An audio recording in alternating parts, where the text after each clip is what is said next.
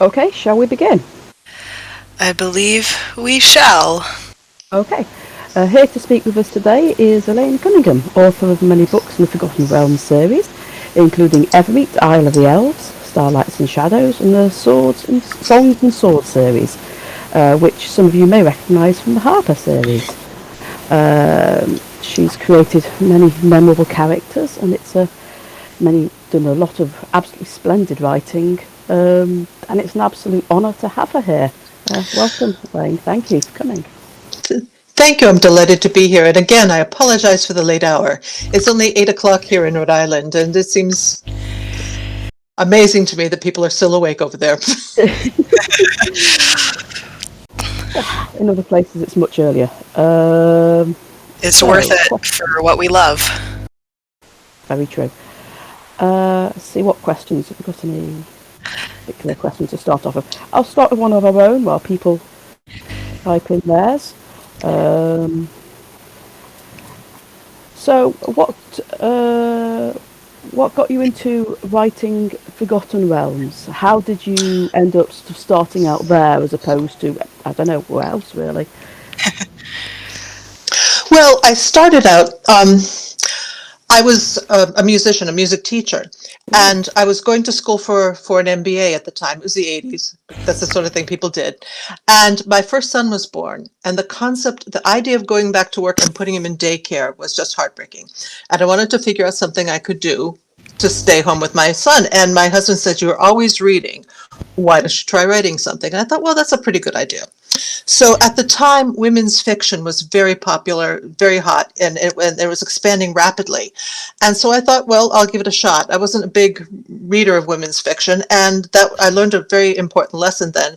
You should write what you read. You should write what you enjoy. Because I didn't get it. The writers who were very popular, I didn't care for. And my husband's aunt, who's a dear friend of mine, was a big fan of romance novels.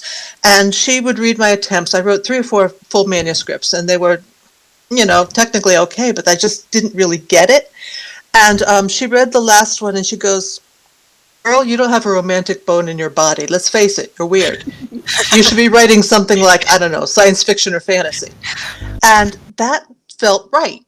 The very next day, I picked up an issue of Writer's Digest, and in the ads in the back, there's a tiny little ad that was advertising a place called TSR, that they were starting a new storyline called The Harpers, and they were doing a blind read. No names on the manuscripts, and 3 different editors would be reading them. And I thought this is a really good opportunity for someone who's not published anything. So I called the number on it. I spoke with Mary Kirchhoff, who was the managing editor at the time, and she told me what to get. And so I got the old gray box set and all the novels that were published at the time. There weren't that many back then. Read them all and thought this is a really cool sandbox. A place I'd like to play. So I wrote a proposal and sent it in, and it was accepted. And that was the beginning of Elf Shadow, my first published novel. That was back in 1990. So it happened very serendipitously. My Aunt Marilyn said, basically, you suck at what you're doing, do something else. And the very next day, I saw this ad and said, well, okay, this is something to do. And it just clicked. It was one of those things where things came together. And I loved the realms. It felt at home. Fascinating. I can sort of see, because I recently I read Elf Shadow before this, reacquainted myself with it, and I can see a little bit of just a smidge of the whole romance genre in there, and the will they, won't they, and the very dandyish not quite main character, because Erlen's a main character, but I can see that there actually. I can see a slight bone of that there. Only a very slight bit. I do see it. Yeah, well, almost every novel that has any type of this going to be characters, there's going to be relationships, even if it's not a romance per se. And Danilo, basically, one reader put it very well. She called him the Green Pimpernel. Someone who was more than he pretended to be. And so, yes, the book was not really influenced by romances, but was influenced by a lot of the things I read as a kid. And I read a lot of the Three Musketeers, The Scarlet Pimpernel, all of those fun books. And there was a lot at Oscar Wilde. Oh, a yeah. lot of that sort of sly humor, which I just love, helped inform Dan. He very much based in that tradition. I do want to take a moment just to say I love that about the character. There's so much in that book where I read it and I was just grinning all the way through for his quips. They are absolutely splendid. They Well, make every now and then he still shows up in my dreams. Was I taught music. Right now I work full time as an arts administrator for symphonic choir. I also sing, and my husband and I had just gone to the opera to see the Mozart's Marriage of Figaro, and a couple of nights later I had a dream in which Dan and Erilyn were stuck. They were just basically teleported onto this the stage of the opera in progress. And Dan thought it was hysterical, so he started doing all his declaiming all his dialogue in recitative. And Erilyn was there. Who do I kill to get out of here? But and there are times when when people ask sometimes for writing tips. One of the things I will suggest is imagine where they live. Take a good look at their environment. What do they have? How do they arrange their things, etc.? And if that seems like a stretch just now, imagine that they walk into your house. And what do they see? What do they notice? And Erilyn, if she would come into my office at the time, what she would notice at first is the lack of weapons. Mhm. There's nothing handy. The fact that my back is to the doors and windows, which is really not smart. I mean, these are the things she'd see. Dan would say, okay, I know you had a lute. How come you don't have one anymore? And I'd like to speak with you about your wine cellar, starting with the fact that you don't have one, you know. And he would see things completely differently than she would. He would also notice, though, the tiny bottle of holy water sitting on my desk, which was given to me by an Irish psychic in Dublin. It's a little plastic bottle that's shaped like the Shrine of Lourdes. And my husband and I went to Ireland. Our first day in Dublin, we ended up in this pub at a table with a couple of Irish psychics. They were hysterical. And she gave me this bottle of holy water because she thought I'd need it. She didn't say why. She just had a feeling I need, so I kept it handy. And Danilo would notice that because that's a potion bottle from where he comes from. Mhm. Erilyn, it would be like, okay, where are the weapons? So, that's a great writing technique, is to bring your characters into your space. What do they notice? What people see tells you what their preoccupations are. That is Really very good. good advice. We have a few questions here. So Sure, good. starting with from Avalon Soul. What do you feel about the advent of audiobooks and their potential influence on the novel experience? Ooh. I think it has a rather large influence because you can write for the mind's ear, how something how something sounds in your head, but until you hear it spoken aloud, it's a very different experience. One of the pieces of advice that's often given to beginning writers is to read your work aloud, or better yet, have someone else read aloud, because you hear it much differently. A few years ago, I was at a convention with Tamara Pierce, and the other name of her friend slips my mind. Bruce Coville. He writes a lot of middle grade books, and they had a company that would do a full. They did get a whole bunch of actors, one for each part, and they would do almost like a staged reading of books. And sometimes they would hear things that got past mistakes in the novel, that got past the writer, editor, copywriter, proofreaders, everybody. You just hear them differently. And another thing is you pace differently when you hear them read. So it is just a different experience. And so I think the fact that books are now almost predominantly made into audiobooks, I think it's influencing how writers write. You're writing for the ear as well as for the eye. Very interesting. Definitely helpful. Mm. And from Artificer Wen, Mhm. if there was one part of lore in Dungeons and Dragons that you could change, small or large, which, if any, would you? Hmm.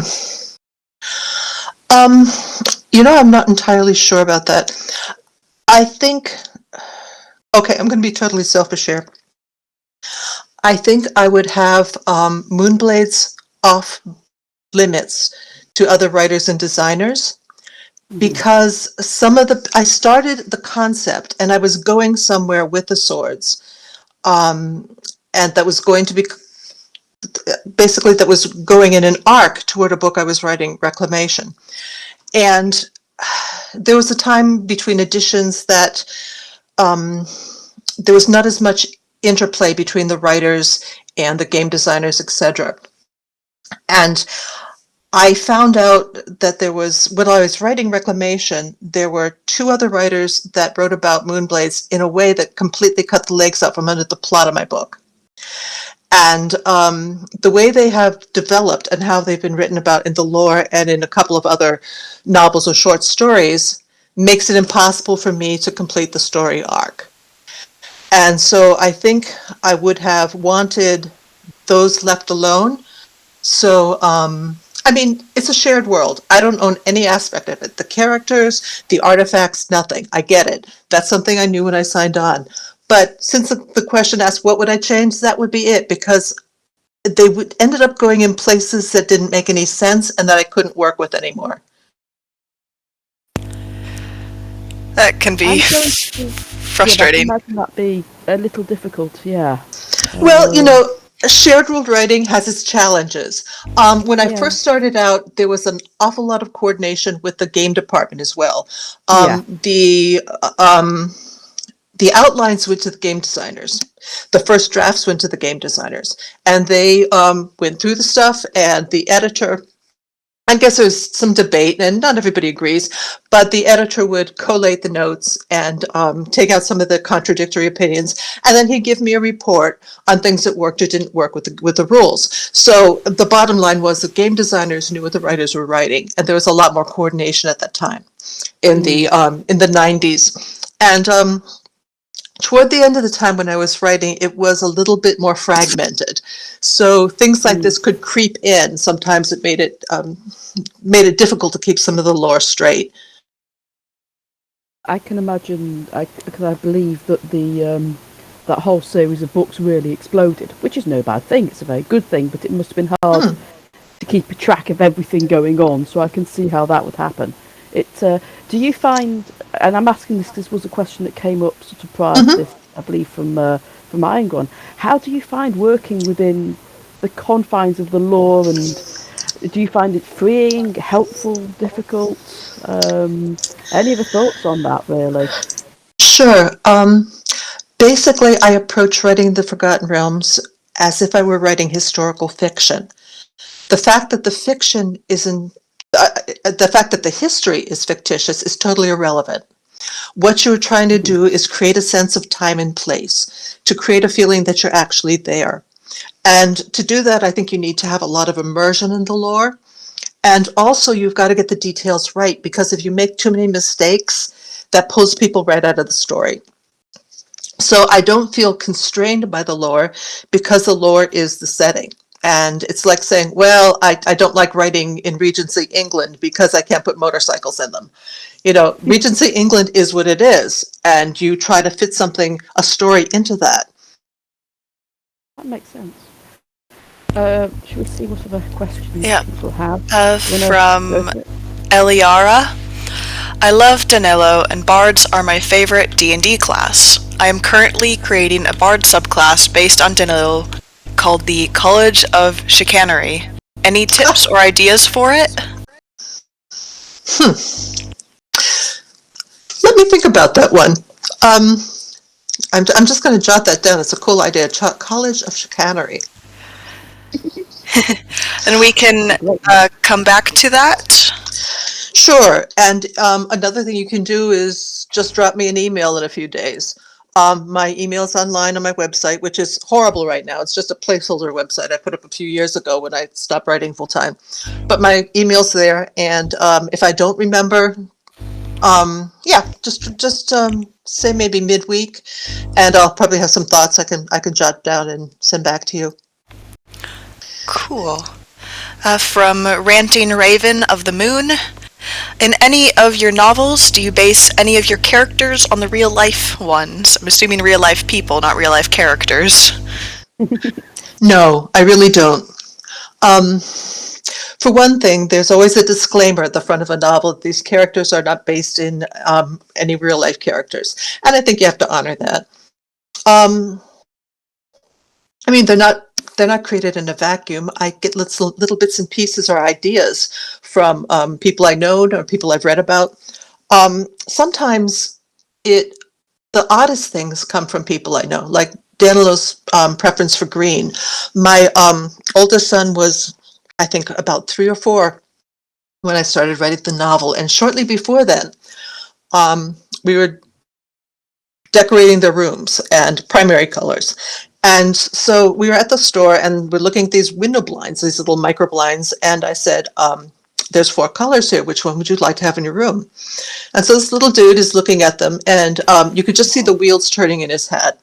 Like the basic concept first, that A, I can pick the colors I like to have around me, and B, some colors might appeal to me more than others. And he said, I like green. And then he looked amazed at that concept. He goes, hey, I like green. And then for the next 2 years, everything had to be green. And so that it was such a thing, because Andrew Green was a particular shade too.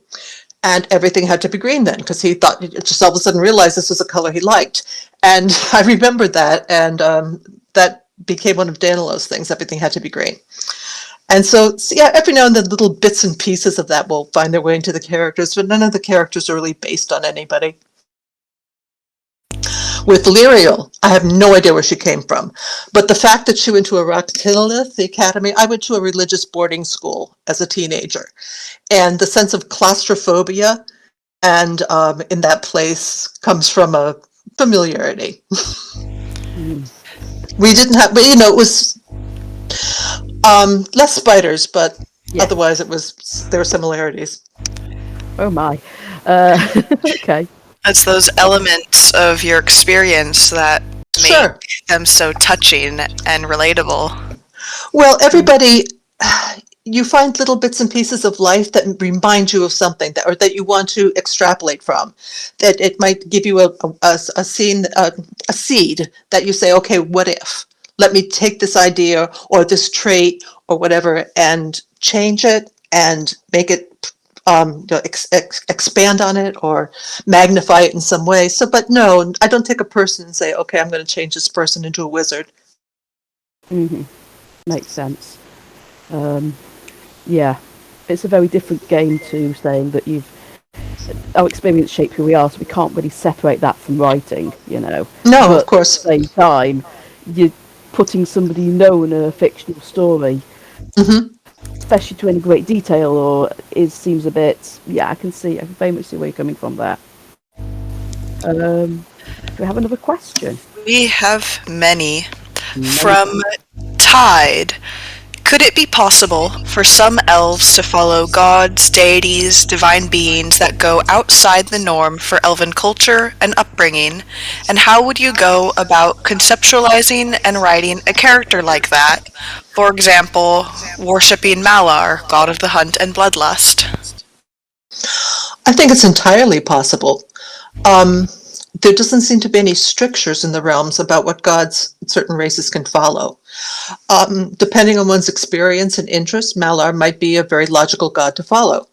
I mean, elves, particularly forest elves, wild elves, depending on which edition you're playing, are very involved in the hunt.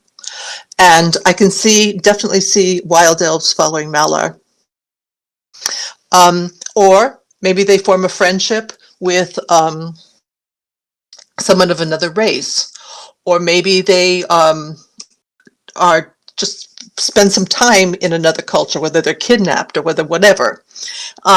There's many ways you could have an elf exposed to another culture, another deity. Prisoner of war, that would be kind of cool. And that would actually be a really interesting story twist or a campaign twist if an elf were captured and he found that Malar was maybe they connected in some intrinsic way, and he began to be able to channel power from them and was able to turn that against his captors, who were a culture perhaps who worship Malar, which would be a twist that they would never see coming. It'd be kind of fun to do. I think the gods would be very capricious. They can do pretty much what they want. And if they all of a sudden got interested in a follower from another race, I think they might grant them a little more power than they might otherwise would. Yeah. Just for novelty's sake, if nothing else. It'd be fun to play with that idea. Definitely. Definitely. I mean, it's supposed to work to new areas as well, which probably is good for that. Another question then, from Spire. What sparks the creativity of characters and their backstory, and what keeps them as characters that last in the decision process for novels?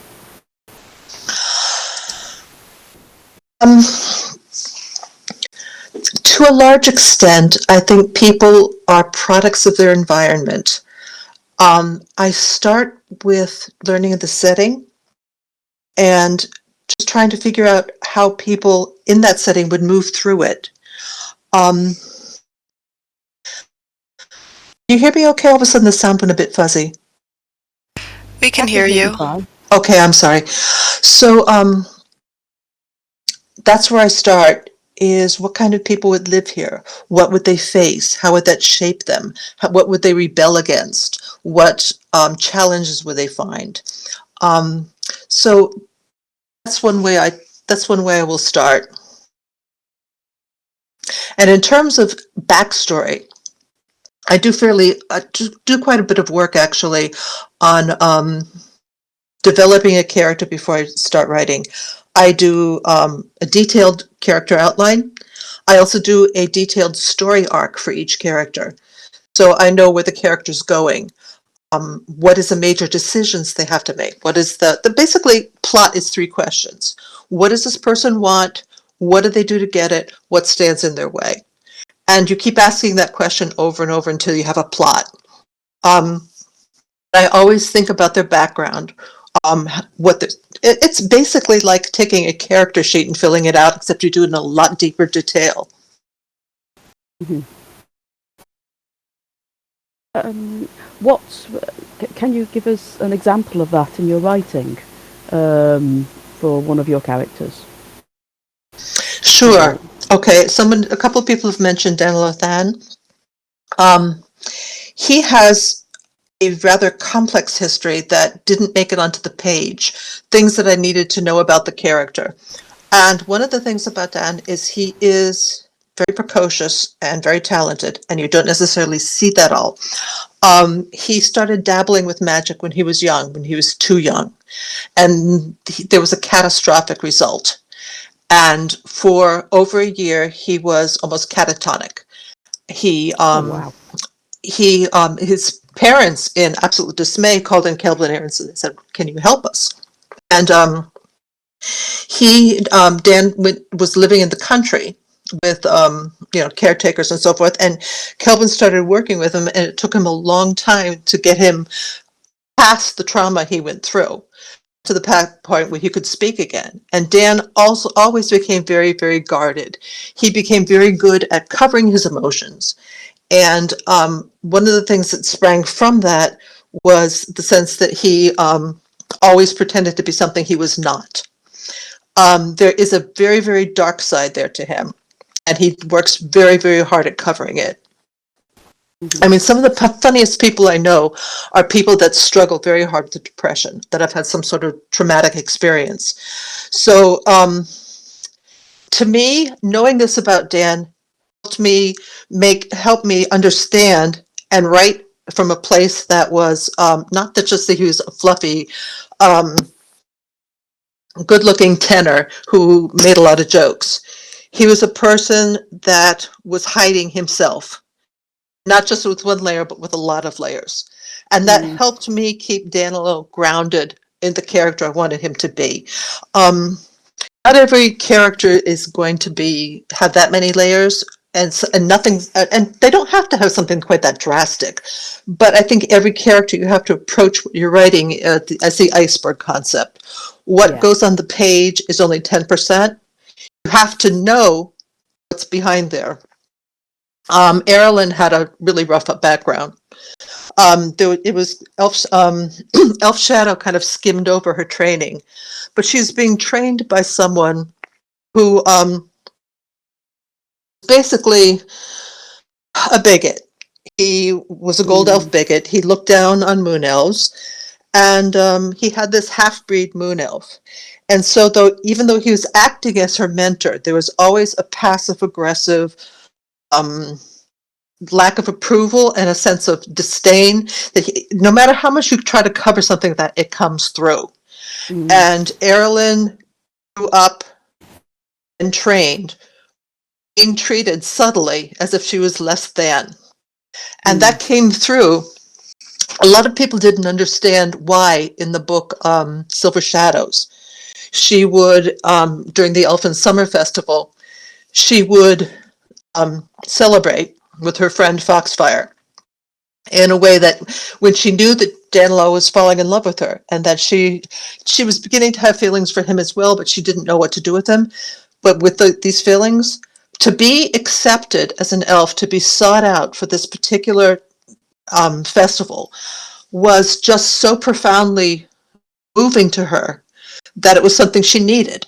It was something she needed to be whole, to see herself as an elf rather than someone who is always less than. And so Erilyn's experience made that seem entirely reasonable to me. Not all readers agreed with me on that. And that's one of the dangers of this. If you know your characters very, very well, sometimes you assume things that don't always make it onto the page. So it's a careful balancing act here. I must say one of the things I really admire about your writing is that layering, and it's something I love in characters in general, when you have different layers of a character, whereas a reader, you want to know more. You always want to know why are they doing that, and that I think is incredibly addictive. You know, I can only do it in a sort of role play manner, but for myself, I like to have characters which are layered. Because if you have a character who says, I don't like orcs because they killed my mum, well, that's fine, but you've just told everybody now. Whereas if you have a character who's very tetchy around half orcs or is unexpectedly violent when fighting orcs, people go, why are you like this? And then they can say, oh, it's because orcs killed my mum. And that's a very shallow example, but I think it's a very good example, especially for a reader. I think that layer of mystery is a really good thing to have in writing. It really captures the reader's interest. Anyway, another question, shall we? Yep. From Bebop Cola. What is your favorite or most common thing you scribble notes on? Notebooks, college lined. I have one handy all the time. I find that ideas, if I write them down rather than type them, I tend to develop them quicker. And I always have to think with my fingers. I can't just like walk and come up with an idea. But yeah, I have a notebook handy right now. I just jotted down College of Chicanery a bit ago. Brilliant. From Lively Particle. Do you read books set outside of the Forgotten Realms or D&D universe? Oh, of course. If so, which authors do you enjoy? Well, I read widely. I read a lot of mysteries, and you probably can tell that because my very first book was a mystery in a fantasy setting. So I read stacks of mysteries. I like historical fiction. I do read some literary fiction. I do read fantasy, all kinds. I don't read a lot of science fiction. It just doesn't appeal to me. I'm not that much into gizmos. But classic, certainly. Some of my favorite writers, I do enjoy funny writers. I love Terry Pratchett, Mark Twain, Oscar Wilde, Dorothy Parker. Anybody with a sense of humor, I'm there. One of my favorite writers right now in historical mysteries is C.S. Harris. She is writing in Regency England, but it's not comedy of manners type of, they're murder mysteries, and it's the grittier side of the Regency. And one of the reasons I enjoy these is because not only are they well written, but the woman who writes them has a PhD in history of this era, specifically French history. So you can read them without worrying that you're going to run face first into an anachronism. She gets the history right. That matters to me. I like Bernard Cornwell. He writes very good characters. The Saxon Chronicles, Uhtred, was a complex character, but he didn't come across as a 21st century man stuck back in the 11th century. He felt like a man of his time. And he writes brutally realistic battle scenes. I mean, when he writes about a shield wall, you feel like you're there in the shield wall. Didn't he do the Sharp series too? Yes, he did. Yes, yeah. Yeah, he's a very fine writer. I enjoy reading his stuff. And I find that reading some really well done historical fiction, it's very helpful for a fantasy writer, because it's good to be able to read and to understand how a battle works without the magic, without, the CG effects. You can't write a battle scene like a movie that you see. And I think getting into that mindset is extremely helpful, particularly for battle scenes. From the amazing Rhythm Ace, when writing for a deadline, or even just for fun, how do you deal with writer's block or long periods of lacking inspiration?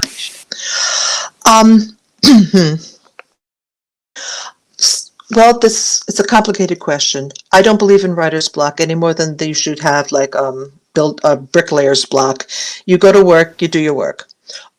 Basically, and if you wait for inspiration to come, you're not going to write. You have to sit down, you have to get started. If you find yourself not able to write, it's probably because something else is going on. You're overtired, you're overstressed, depression, whatever, illness. Sometimes it just makes focus difficult. So if you are at a time when you literally cannot focus to write, you've got to find out what's going on and address it. Because writer's block just is a freestanding thing, I don't think exists. You've got to approach writing like any other job. You've got to show up and you've got to do it. If for some reason you can't, you got to figure out why, because it's not writer's block, it's something else. That's very, very good advice, and I think all of us can relate to that. Well, I experienced it. I had a time when I had an extended illness, and I ended up not being able to finish a couple of books I'd contracted to do. I just simply couldn't. I could not hold the thoughts in my head. I couldn't stay awake, and I just couldn't write. Physically could not write. And so that's why Reclamation never saw the light of day, or The Serpent's Daughter. So there's 2 Forgotten Realms books that I started writing and just could not finish. And I got healthy, started writing again. So, that was not writer's block. That was another thing entirely. Do you think those books will ever see the light? I rather doubt it. Because for one thing, Wizards of the Coast is no longer publishing books. Oh, of course, yes. Bob Salvatore is writing books, but they're being published by another publisher licensed from Wizards. And he sells so many more books than any of the other Forgotten Realms writers that it makes it worth the publisher's while. But you really need a lot of books to make a licensing deal work out. Yeah. So I don't see that happening. Well, maybe someday if Wizards... Well, and also Wizards, now that they move the timeline up 100 years, you have to go through some shenanigans to try to make the characters, work. So if they ever started writing novels again, and they did it the way Star Wars did back when they had the extended universe, that you could write in a whole bunch of different time periods, and I don't see why not. Star Wars fans don't get confused. Forgotten Realms fans wouldn't get confused. You could read a book set during the Crown Wars, and you can read one set during the the Sundering, and something set in 1500, and you'd keep it all straight. It doesn't all have to be in the same time period. So they could do that if they chose to do it, and under those circumstances, I could go back and revisit those novels, but I don't see that happening. If it did, I'd be thrilled to revisit them. we can but hope. Another question, perhaps. Tyro, I think we're up to now. Tyro, have you ever written any lore on kobolds? And if so, what's a fun, obscure fact about them that might not even be in the lore book? I have not written about kobolds. Ah, Apart from just a couple of battle scenes, and they were basically just basically a random encounter type of approach. It was so I haven't looked into their culture or their background or anything of that nature. So I'm sorry, I really don't have any interesting kobold lore. fair enough. Um, From Magistrasa, how much awareness or exposure did you have with Arlith prior to this panel? None. fair enough. I no, I wasn't aware of the site. I know that Neverwinter. I'm familiar with Neverwinter Nights, but I've not played it. I don't play video games.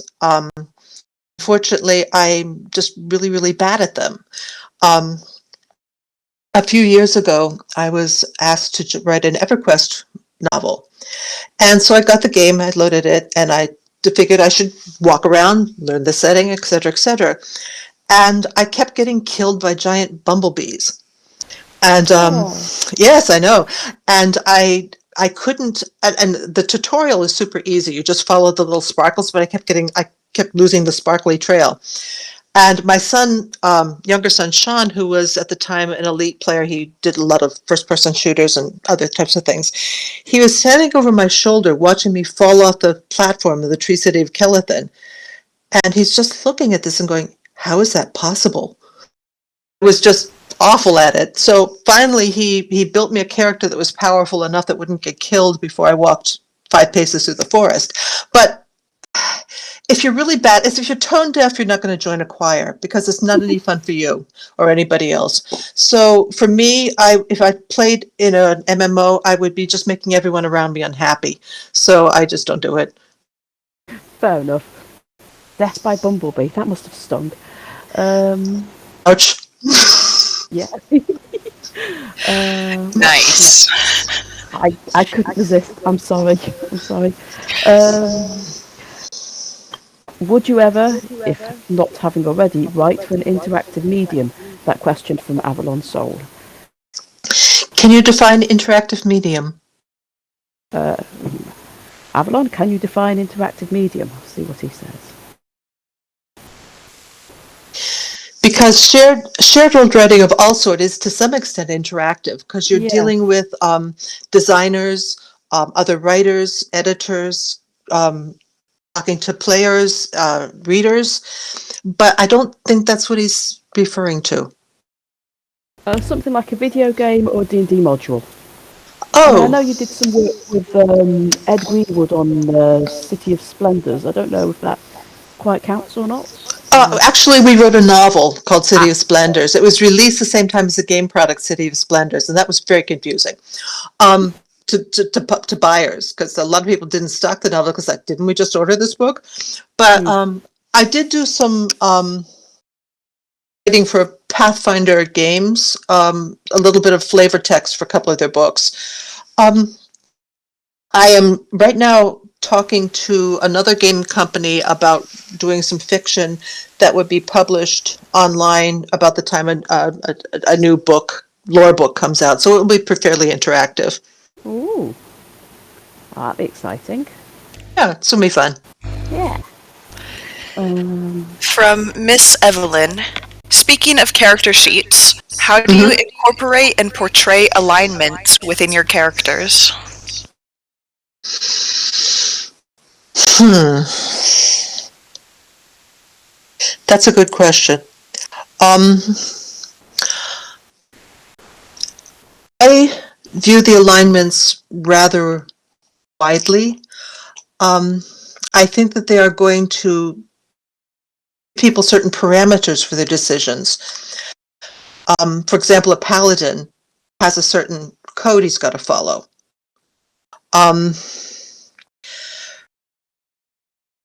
but I see, how do I put this? I see alignments more as a value system that people have rather than that will shape their choices, and in some cases limit their choices.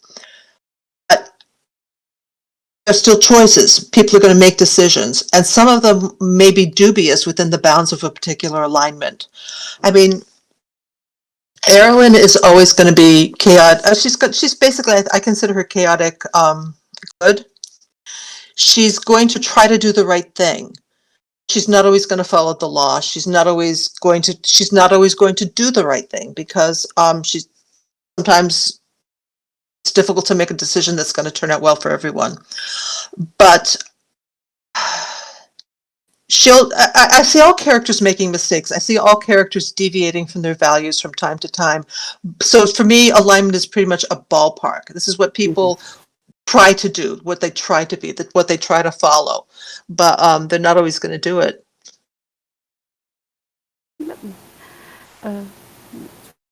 Here's a good one. From Turning Leaf. I am fascinated about the process of naming characters. Can you talk a bit about the process of that? Sure. I think, again, the setting is going to make a difference on what names you use. Sometimes I think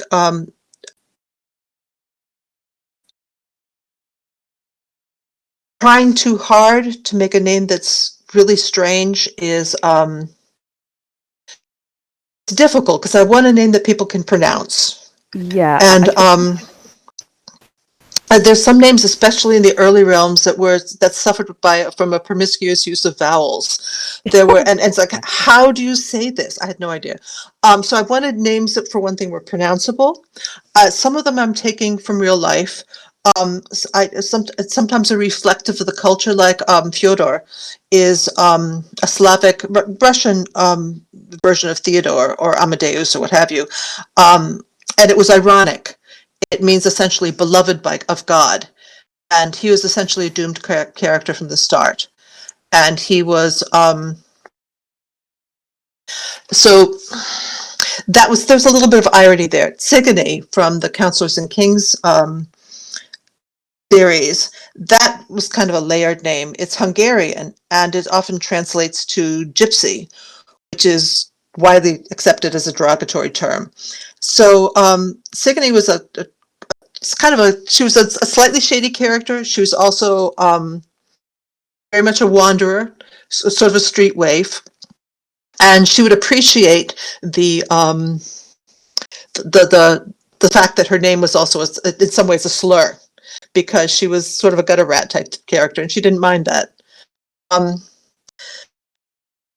And one of the things I do, though, with the name, I think it's really important, is I try to find out if it could be possibly if it could be used for something else that would be distracting. So I always do a Google search. I always look in the Urban Dictionary. And if the name, basically, I search all over the place to make sure it's not already a pharmaceutical, which is often happens. Something that sells Elvin, 10 to 1, somebody's, it's an allergy medicine. Or also to check and see what it might mean in another language. My son was living in Okinawa at the time, and I had a character named Okshiri, and he was a sage, Okshiri the Wise. And he and Chisa, his wife, just thought that was hysterical, because apparently it's a rude word that the most polite translation is but. So, I was calling this guy a smartass, essentially. So this I did not know. And so it's good to check sometimes with people from other languages, or to run it through Google Translator. That's another really good thing to do with a fantasy name, and to see what comes up. Because sometimes they'll try to see if you have a phrase, you can plug it in, say, what language is this? And it will tell you what it means. So sometimes you don't want a name for a novel character that someone is going to read in translation and say, oh. So, yeah. I must admit, your pronounceability is greatly appreciated. I love Elven names, but some of them in lore is basically just hammered loads of vowels randomly, doesn't you? Or the drow ones. Where are the vowels? The elves might be virtually immortal, but I'm not. I don't have time for that. Did you really need 57 apostrophes? Hmm. Back up, I missed a question from Ranting Raven. Do you follow the changes in new editions? Do you have your favorite D&D edition? I haven't written for a few years in the Forgotten Realms. Yes, I always follow the changes, and sometimes it creates challenges, like with Counselors and Kings, not Counselors and Kings. I'm sorry, the Lyrial series, Starlight and Shadows. Um, the first two books were written under TSR, and at the time, Drow could not bring their magical powers to the surface. All their magic faded the minute they came to the surface, and Lyria wanted to explore. So she was trying to find an artifact, some type of magic that would enable her to bring her magic to the surface, so she wouldn't be defenseless. Well, a few years later, new editor, and he wanted the third book. And while I was writing it, I learned that the rules were changing, and that the concept of drow magic you could bring to the surface. So that just completely cut the legs out under the first two novels. So I had a choice.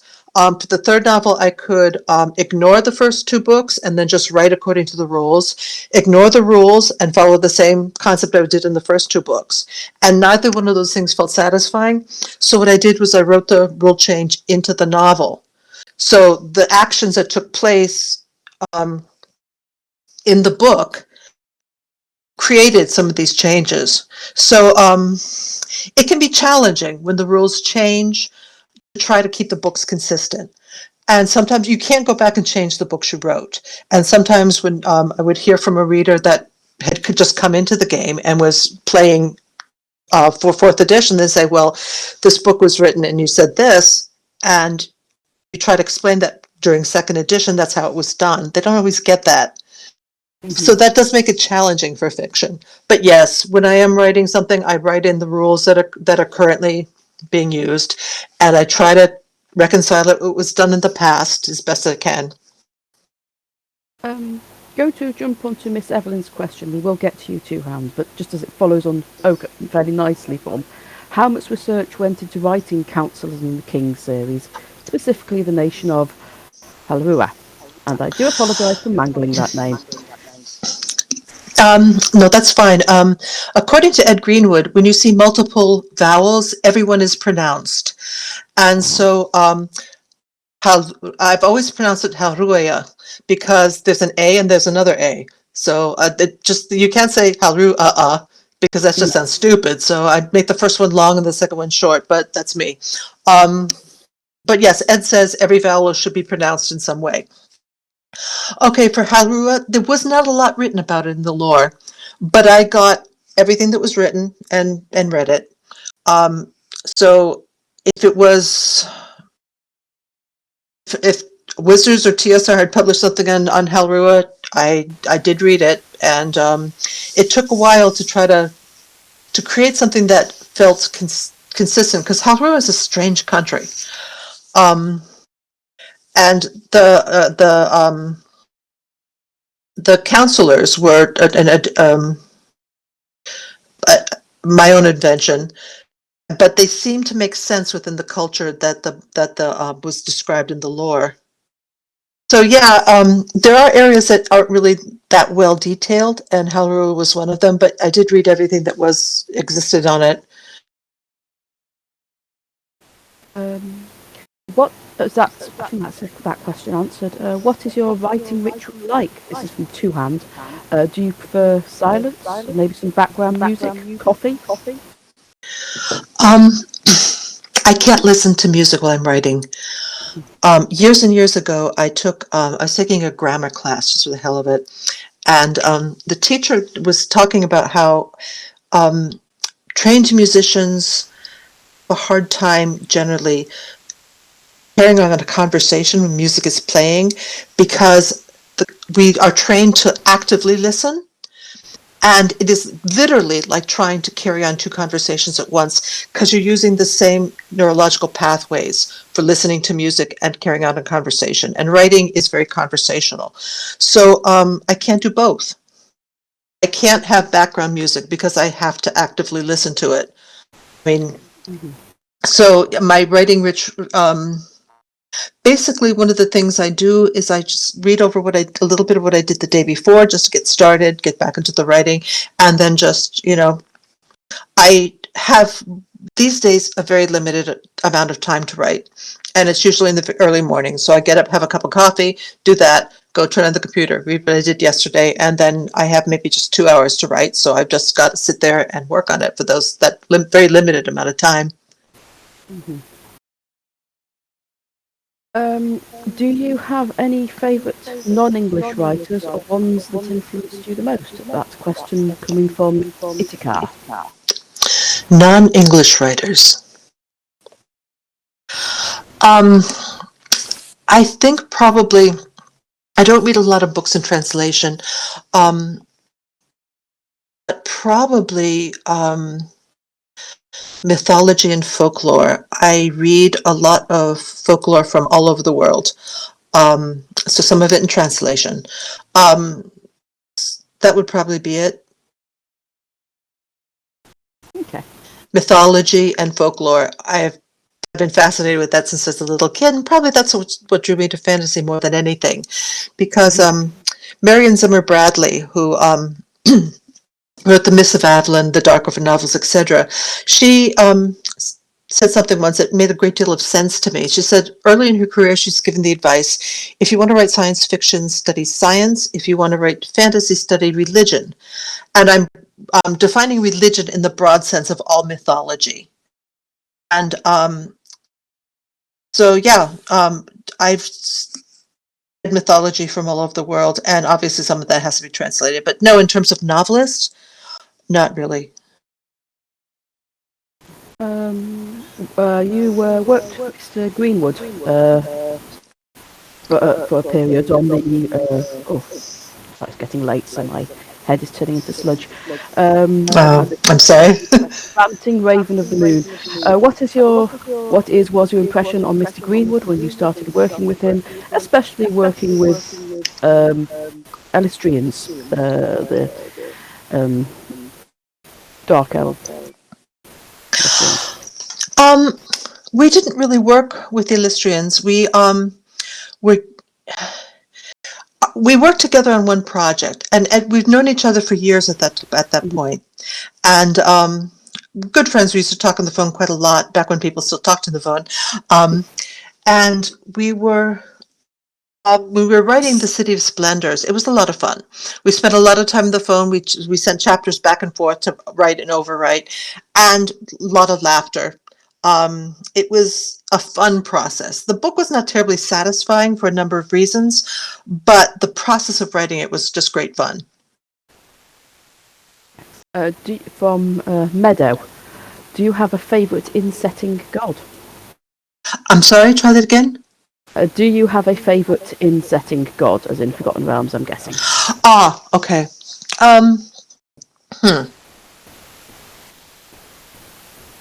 Rather fond of Ogma. Basically, it's the kind of god that hangs out in libraries, and how, he's not creating trouble or stirring up wars. He's just, collecting lore and reading books and playing music. And I think gods ought to be more low-key. Yeah, more chilled. From Tide. If you could make any brand new deity in the setting, who would they be, and what domains can you see them presiding over?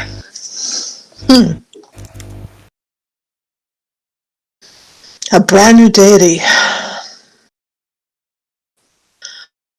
I think the realms has so many gods already. I think they're pretty well covered. Although I would be rather fascinated to see what kind of god a cat would have.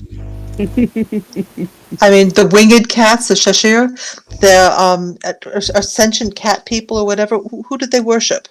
That just seems like interesting, like to me, because cats don't seem to be. They seem to think they should be worshipped. So I think the cat would ever consider anything above itself, which, it's a stretch. Yeah, again, there's so many gods that I really don't see a space for one, but I just think my odd sense of humor would like to see cats trying to react.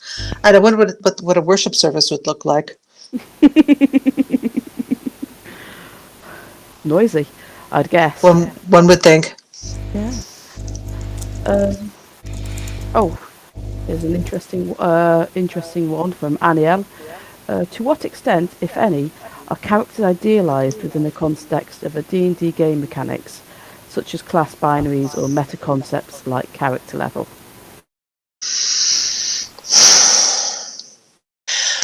I think that's handled rather loosely in fiction. Yeah. You need to have a sense of what your character is capable of. If your character is 17 years old and just started studying magic, you can't have them throwing around high-powered spells. And if you do, there has to be a reason for it. That's logical. So I think you need to have a general idea of what your character can logically do, and stick with that. Um, do I assign class? Do I assign levels and so forth? Not really. I don't. That makes sense. What is your favourite from Dreams? What is your favourite part of the Forgotten Realms setting, and why do you like it? As in characters, places, concepts, organisations, gods, Hmm. yeah, anything like that. I love Silvery Moon, Hmm. and it's a fascinating city. I wish I could have spent more time there. Waterdeep, I liked quite a bit. It's just was such a richly detailed setting, and just it felt like a place that I'd spent so much time with the maps and the details that I felt like I could walk down the streets there. Waterdeep felt like home. In terms of Halrua was an interesting place I visited, but I never felt at home there. Hmm. There's a city in Tethyr that, unfortunately, I'm having a brain blip, and it began with a D, that I was starting to detail when I was working on the Serpent's Daughter. I would love to spend more time there. Mm. I'm guessing that one would have been about Crawling Bar's daughter. Yes, and dear. There's Uh, Another fantastic character. Well, I Uh, love this. The beginning of Serpent's Daughter. The third chapter is what I called from Sansa to Arya in one chapter. It was a very busy chapter, but yes, she's a character I would love to spend more time with. I think again, I'm much more character driven than place and setting. I like the cities, Silver Moon, Waterdeep, etc. But I'm more interested in the people who live there. yeah, yeah. I can. That does show in your writing, and I think is a great thing personally. The Feywild would be. I never got a chance to Oh yeah. explore the Feywild. I like the concept of it. The concept of fairy. It would be interesting to explore that particular. I would have loved to have looked into Lytheria culture more. That's something that Ooh. was never detailed. I mean, they're not just lycanthropes. They are a completely different culture, and I thought that would be cool to really explore. What is their religion? What are their rituals? What is their folklore? What's their mythology? What are their family units like? Just the whole culture there. They're just elves who turn into wolves in the lore. That's all that's said about them. But I thought it'd be Mhm. really fun to create something that was distinctly their own, and Mm, didn't have a chance to go there. So many nooks and crannies of the world that would be so much fun to explore. mm, yeah, definitely. Yeah. Uh, what else we got? That's one of the things I love about the realms. It has such a sense of possibility. Yeah, I'm going to agree. It's one of the things. If the audience will forgive me for digressing briefly, one of my favourite things about the realms is a lot of other settings feel like there's one big story and you have to follow the big story. Hmm. But the realms feels that there's just so many little stories going on. There's so much to explore. You're not just looking at apocalypse of the week for the world, but you can still have a cool apocalypse for what it matters to the characters in lots of areas, and it just makes a very broad and interesting spectrum of story, I think. Hmm. Well, it might sound odd to say, but the realms is also logical. Um, Yeah. you feel like you can quilt together little bits and pieces and create stories that make sense. Like when I was writing Elf Shadow, one of the things that really struck me is about the time King Zayor was killed, the defenses of Evereska were shored up considerably. Hmm. And so I started thinking, okay, that's interesting. Is this just a coincidence, or there might be some causative factor here? And you can look at all the little things that are going on in the realms and create stories from two or three little facts. And Mm. because it feels like it's cohesive. And I've not found that in another setting. The closest I've come is a young setting, of A Taltis by Mark Tassin. Hmm. That has some of the flavor of the early realms and some of the sense of wonder and possibility, but it's not something you find very often. Yeah. I've written in a lot of shared world settings. It's just the realms is a unique creation. It is a really nice facet of it. It really is. Here's one from Jacob Swift.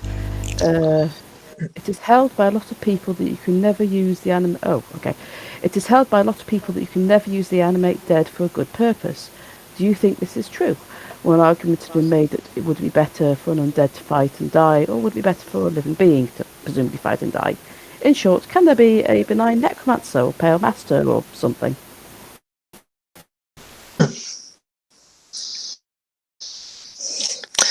I think that would be fascinating to explore. The fact that you can't raise the dead for a good purpose, um, that seems to me too absolute. I would love to take that. That's actually a fascinating idea to play with. Why not? I mean, there's I don't care for the books, but years and years ago, when Lauren K. Hamilton started writing Anita Blake, I read the first couple of ones back when she was an animator, and her job, sometimes she raised the dead for a good reason.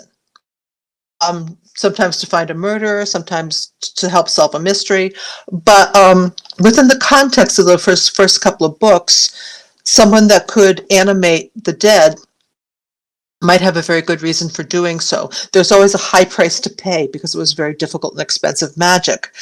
But if Anita Blake can raise the dead for a good purpose, I'm certain the Necromancer and the Forgotten Realms could come up with a good reason too. I mean, the rules. I'm not aware of the fact that the rules um, don't allow it. Is that something I think fairly new? Is that a new addition?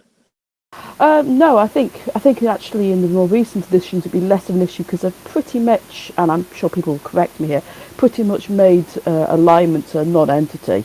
You know, it doesn't Mhm. really affect much from the rules in nowadays. I think it's perhaps more of an interesting question when it comes to third edition where alignment matters. Sure.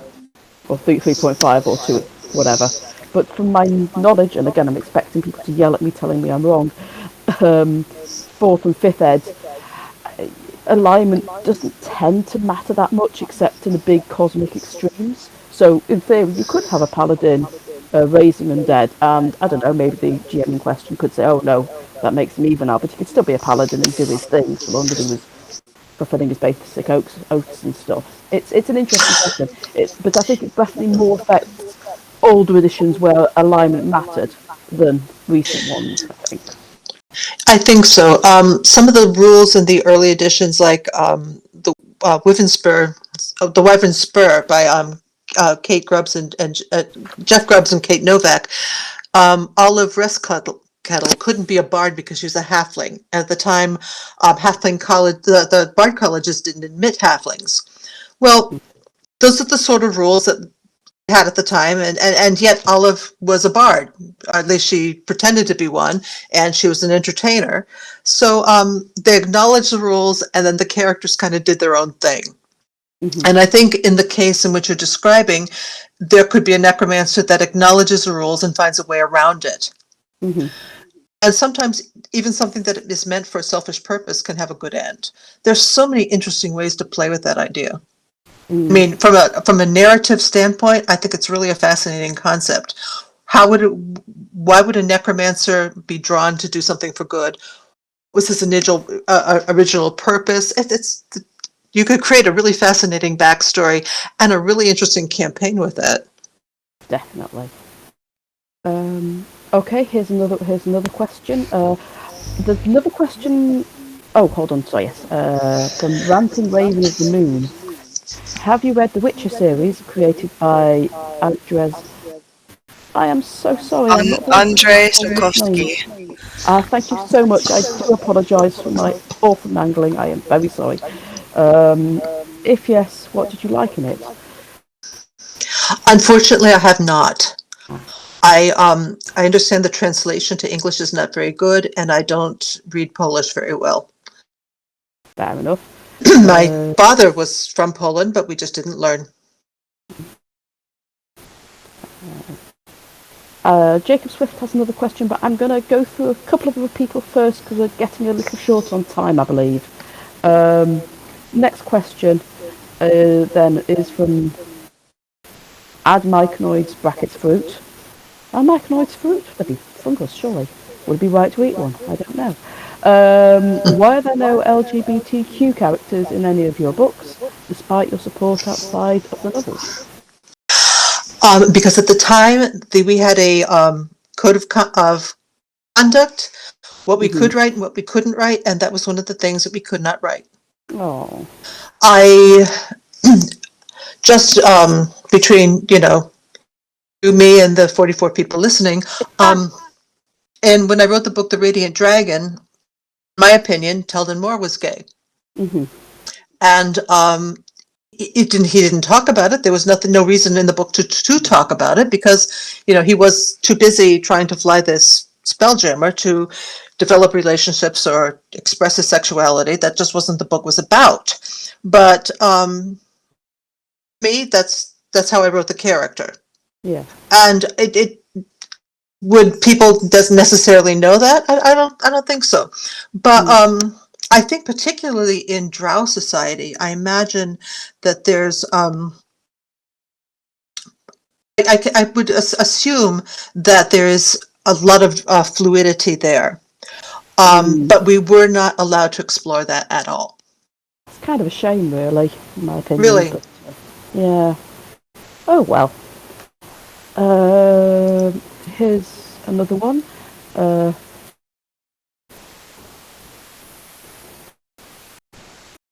Excellent. This is from Eden's Fall. I have always loved the Dark Fae and the Queen of Air and Darkness. Can you offer a suggestion on writing sources that focus or expand on this topic? That or offer your own insights into the lore of this plane? The Dark Fae were more expressed, I think, in 4th edition and 5th. I was writing mostly up to the 3.5, so I don't know a lot about how they were handled in the lore. But in addition to whatever was written by the Realms, I would strongly suggest reading folklore to see how the Fae were handled. Tam Lin was a fascinating story. There's some really very good novelizations. The concept of a young man who was stolen by the Dark Fae and the human woman that went into the Dark Realm to try to win him back. That is a good book to read. A good series of it's a legend, and there's some novels written about it. That's a good one to read. Specific books, I really can't recommend. I find that a lot. I tried reading a couple of series about Dark Fae, and they always ended up being far too romance and far too way too much sexual contact for that I was interested in. I mean, I just don't want to wade through that to get to a story. So I've read some stuff about Dark Fae, but I just couldn't finish it, and I can't recommend it, unfortunately. But folklore, go right back to the source. I think going back a bit to Jacob Swift, is the inherent unfairness of the worship of the deities in Faerun intended? The fact that every mortal is essentially held hostage for their worship, lest they suffer a fate worse than death, aka the Wall.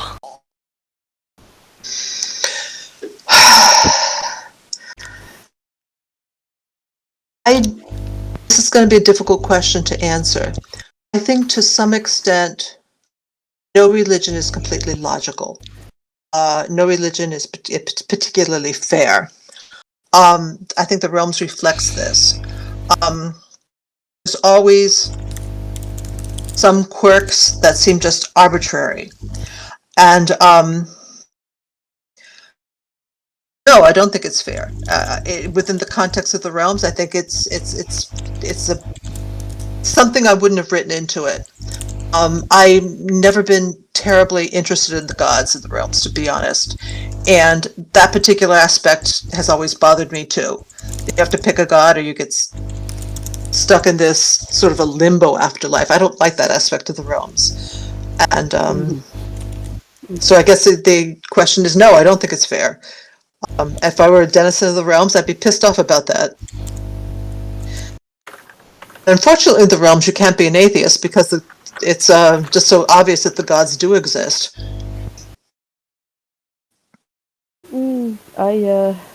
I'd be inclined to agree, but then again, we do have a flat Earth society, so. There you go.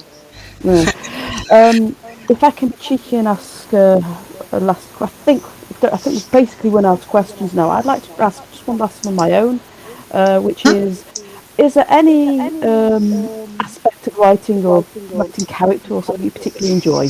You know, do you sort of wake up one morning or one evening and go, oh yes, I get to write elves today, or I get to write cats today, or I get to write such and such a character, and that's going to be fun. There's only part which makes you grin and go, oh goody, I get to do work on this now.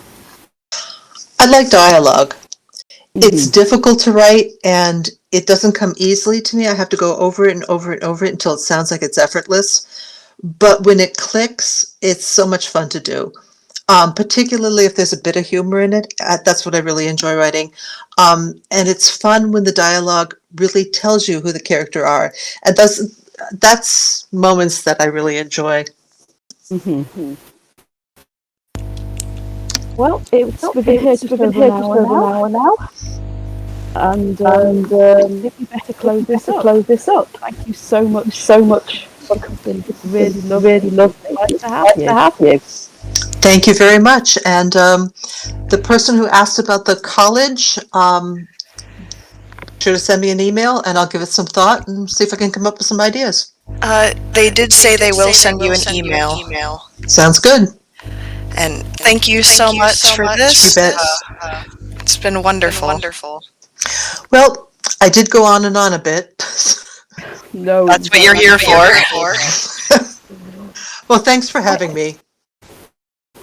And I hope, I don't know, it's not likely, but what it's worth, I hope to see some, I can't wait to see those books from you. And I will, yes, thank you so much for coming. Oh, thank you. Okay. Good night, all. Good night. Bye.